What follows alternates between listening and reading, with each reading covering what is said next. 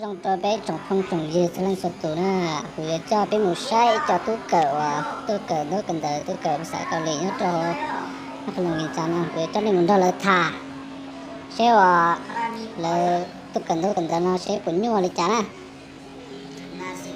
nhớ không bơ nhớ không sinh tới đó sinh tới nè tại kỳ đó còn sạch đó nè thế tôi cỡ đó chứ nó là cỡ đó đó chứ bé tôi cỡ đó bà xã có lý đó sao có lì đó dạ cái cỡ cũng như thế à ô bây giờ còn nhiều cái kia nè tôi xe là tôi chỉ một chặt nhá có khi có lông bê sẽ có lông bê rồi cha lông bê đó lông bê huân chi nè gì à xem đấy chứ xem bông và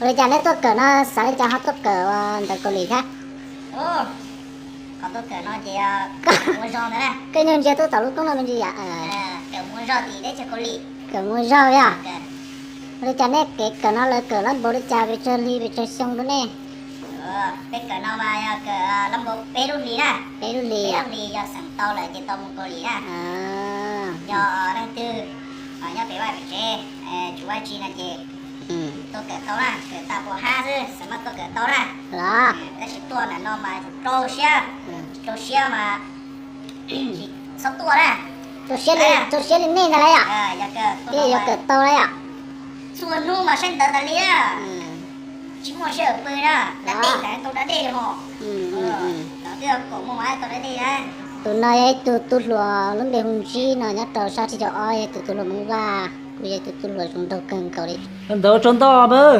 Đến đó xin chín đó đấy. Nhớ rong bơ. Nhớ đâu? Rồi chả sợ cái cần đó nó bún nhọt nó này thế cỡ nó sạc con lì nó. Nhưng cái kia Như cái kia đấy à? Cậu thấy Lý cho lo hay à? Dạ đấy lúc sửa cho chủ khó tham sửa thôi. Chứ khó tham sửa nhưng chỉ là lấy gì à? Rồi chả có nó rõ thứ tua thế. Bê ha hui chả thế. Cái nhọc kia rồi nó tôi cho trồng không trồng nhiều nó. Tôi chỉ đấy ha, tôi là sẽ tôi là chỗ ó tôi bèo công nè. Công ya. Xong cái thế. Xong ya. Xuyên tàu đó. Tụi nó giờ bê tụi lùa muốn xong dùng trâu cưng cầu nữa. Tụi nó trồng.